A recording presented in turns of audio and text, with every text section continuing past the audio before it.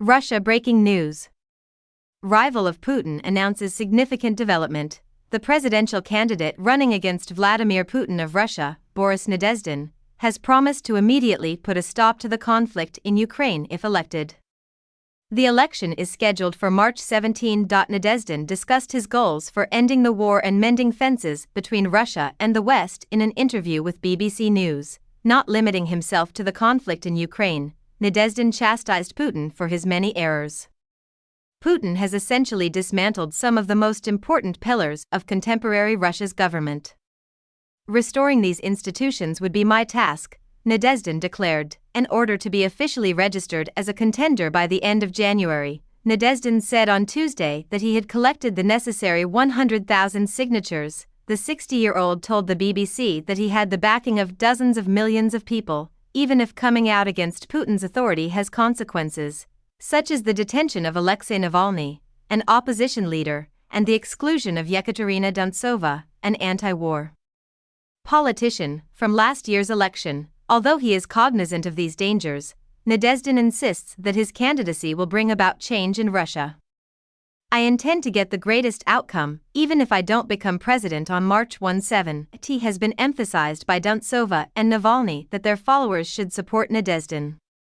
While just around 20% of Russians wanted the conflict to stop at the outset, the majority of Russians want peace now, according to Nadezhdin.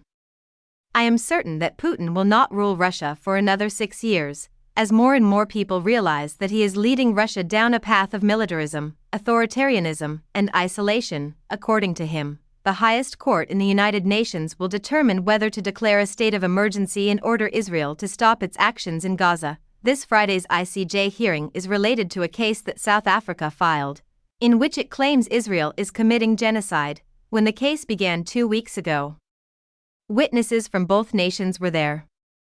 The claim has been strongly denied by Israel. Even if a court verdict against Israel would not be legally binding, it would have a huge impact politically, since Israel launched its offensive in response to Hamas's unprecedented attack on Israel. The health ministry in Gaza, which is managed by the group, reports that over 25,000 Palestinians, primarily children and women, have been killed and tens of thousands have been injured. The majority of the 1,300 casualties were civilians in the October 7 Hamas attack. In addition, the assailants returned to Gaza with some 250 individuals in captivity. Among the 9 interim steps requested by South Africa, which is firmly in favor of the Palestinians, is that the court halt all military operations by Israel while it reviews the genocide claim.